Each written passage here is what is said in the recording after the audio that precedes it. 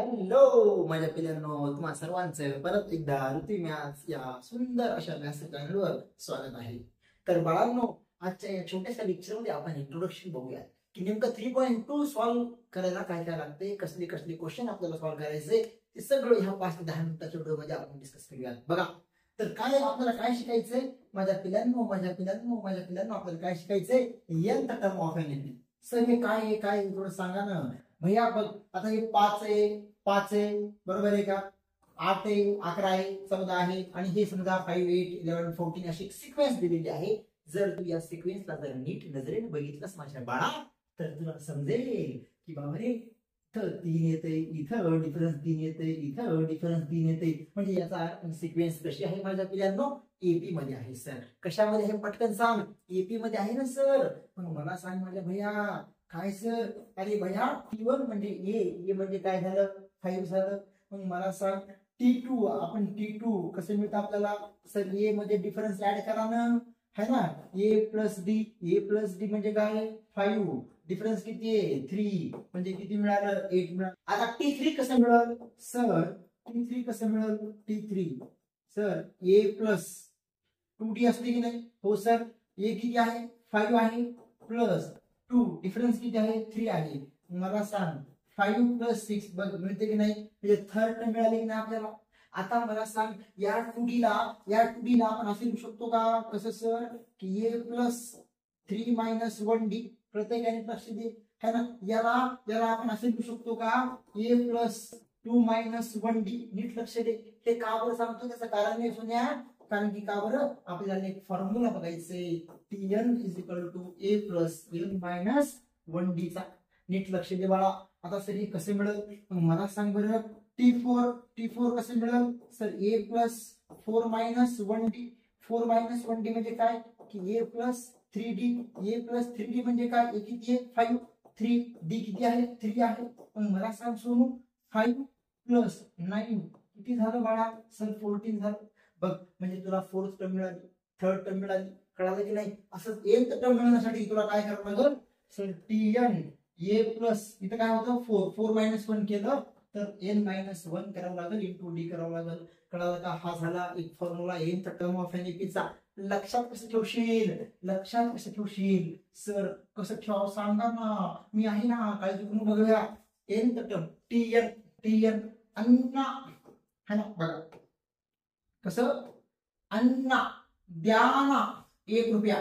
पण अण्णाला हलकटे, अण्णा म्हणते नाहीये म्हणलं तर काय म्हणायचं निगेटिव्ह, नाहीये म्हणलं तर काय म्हणायचं निगेटिव्ह. मग मला सांगा आता ह्याचा वापर करून आपण या सिक्वेन्स मधली काय करूया, 100 टर्म फाइंड करण्याचा प्रयत्न करूया. बघा है ना, या सिक्वेन्स मधली आपल्याला कोणती टर्म फाइंड करायची, 100 टर्म. मग मला सांग भैया, इथं आपलं ए काय झालं सर 5 झालं होतं. बघा ए काय झालं 5, डिफरन्स किती झालं सर, डिफरन्स आपलं झालं होतं 3, डिफरन्स किती आलं 3 आलं. मग मला सांग आपल्याला किती टर्म फाइंड करायची, 100वी टर्म फाइंड करायची, 100वी. मग एन किती झालं पिल्लू सर, एन झालं 100 झालं, है ना. T100 आपल्याला फाइंड करायचं.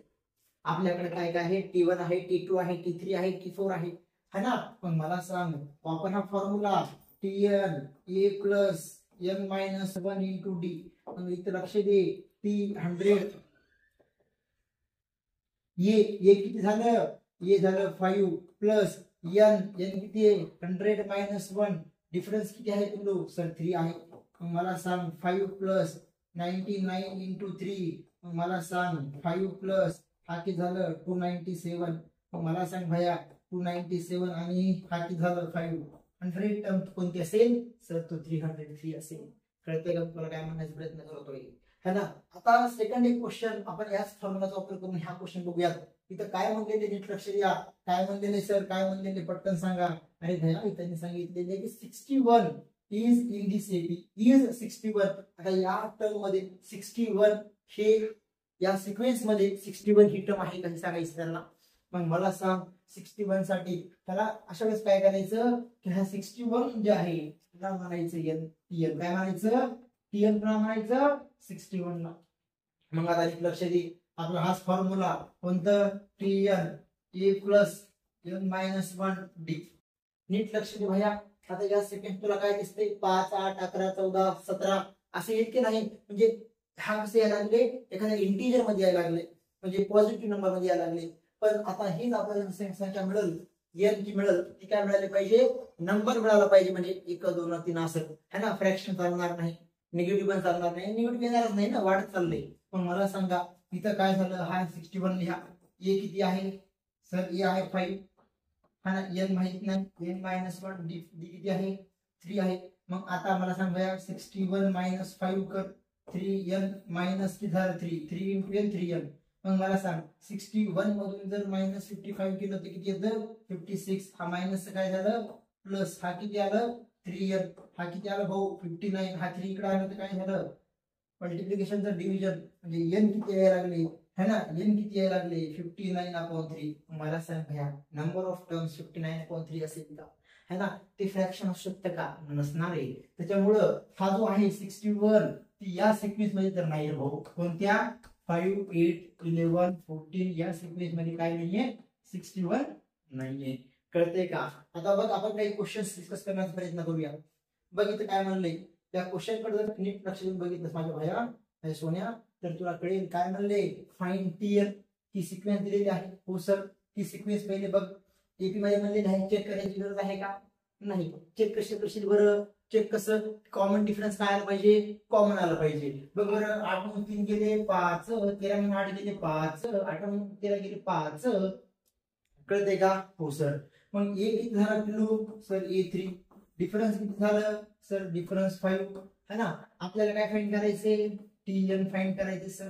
मग टीएन चा फॉर्म्युला लावून टाक भैया a + n - 1 * d.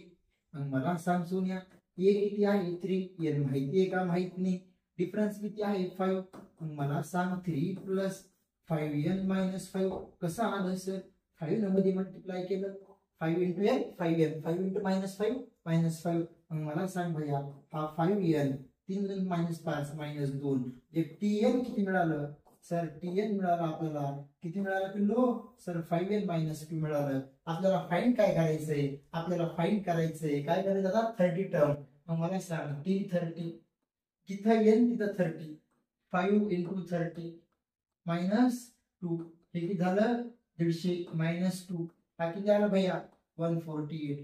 म्हणजे t30 या सिक्वेन्स साठी 30 टर्म काय असेल 148. which term of the following AP is 560. म्हणजे मला सांग 2 11 20 29 या सिक्वेन्स मध्ये म्हणले की 560 हा एक नंबर आहे, हा एक नंबर आहे. ती कोणत्या त्याची टर्मची नंबर काय ते सांगा म्हणते. म्हणजे बघा 2 ची टर्म काय झाली 1, 11 second term, 20 third term, 29 fourth term. तसं 560 ही कितवी टर्म आहे सांगायचंय. मग मला सांग भैया ह्याला आपण काय म्हणावं लागेल सर, हा झाला आपला लास्ट टर्म म्हणजे काय टीएन. एन माहिती आहे का आपल्याला माहित नाही. पण मला सांग इथून तुला काय मिळेल सर, इथून मला ए मिळेल 2, डिफरन्स किती झालं 11 - 2 9 है ना, बरोबर आहे का. टीएन किती झालं सर 560. नंबर ऑफ टर्म्स आपल्याला फाइंड करायचं, बरोबर आहे का. मग मला सांग पिल्या आपला फॉर्म्युला लक्षात ठेवू काय सर, टीएन ए + n - 1 * d tn है ना. लास्ट टर्म कोणती 560. ए किती आहे सर 2 आहे प्लस n - 1 डिफरन्स किती आहे 9. 560 हा प्लस काय झालं मायनस, हा 9n - 9 कळतंय का हो सर. हा किती आलं 558 है ना. हा 9n - 9. मग मला सांग पिलो हा इकडे गेलं 558 प्लस काय झालं मायनस काय झालं प्लस, हा 9n ह्या दोघांची ऍडिशन केली तर हा किती आलं 567 इक्वल टू किती येते 9n. मला सांग भैया हा 567 आपण काय येईल 9 63. म्हणजे ही जे 560 ही टर्म आहे त्या टर्मचा नंबर किती आहे 63. कळालं की नाही, समजलं की नाही मला पटकन सांगा. आता बघा सेकंड क्वेश्चन. आता हा क्वेश्चन बघ भैया लास्ट क्वेश्चन डिस्कस करूया. बघा how many 2 digit numbers are divisible by 4. भैया तुला माहिती रे बाळा 2 डिजिट सुरुवात होते 10 11 12 असं कुठपर्यंत 99. 10 ला भाग जाते का रे नाही जात ना मास्तर. 11ला जाते का नाही जात, 12ला जाते का हो, 12 नंतर मग त्याचा डिफरन्स किती 16, 16 नंतर किती 20, आता 99 जाते का नाही, 98 जाते का नाही, 97ला नाही, 96 जाते का नाही पिल्लू हो सर. मग आता मला सांग भैया इथे तुला काय फाइंड करायचंय, नंबर ऑफ टर्म फाइंड करायचे. म्हणजे हे काय झालं ए बरोबर आहे का, त्याचा डिफरन्स किती आलं 4, हे काय झालं लास्ट टर्म झाली. कळते का मला पटकन सांग. आता हे लक्ष दे भैया काय सर की टीएन चा फॉर्म्युला वापर A plus n minus 1 into D. TN किती आहे 96, ए किती आहे 12 प्लस एन माहितीये का माहित नाही, डिफरन्स किती आहे 4, हा प्लस मायनस झालं सोनिया बरोबर आहे का हो sir. 4 into n 4n minus 4 बरोबर आहे का. इथं बघ काय केलं ते 4 into n 4n 4 into minus 1 minus 4. मग ह्याच्यामध्ये जे गेलं ते किती आलं 84, हा मायनस काय झालं प्लस झालं, हा पाव हा इंटू काय राहील 4n, ह्या दोघांचं ऍडिशन केलं किती आलं 88, हा 4n, आता हा 4 इकडे आलं हो ना 4 म्हणजे 4, हा किती आलं 22. म्हणजे किती नंबर्स आहेत 2 डिजिट 22 नंबर्स आहेत जे की आपण 4 न डिवाइड करू शकतो. किती ना 4 न. कळायले का. आय होप माझ्या सोन्या तुला हे कन्सेप्ट अतिशय चांगल्या प्रकारे कळाले असतील. नेक्स्ट व्हिडिओ मध्ये है ना आपण काय करूयात प्रॅक्टिस डिस्कस करूयात.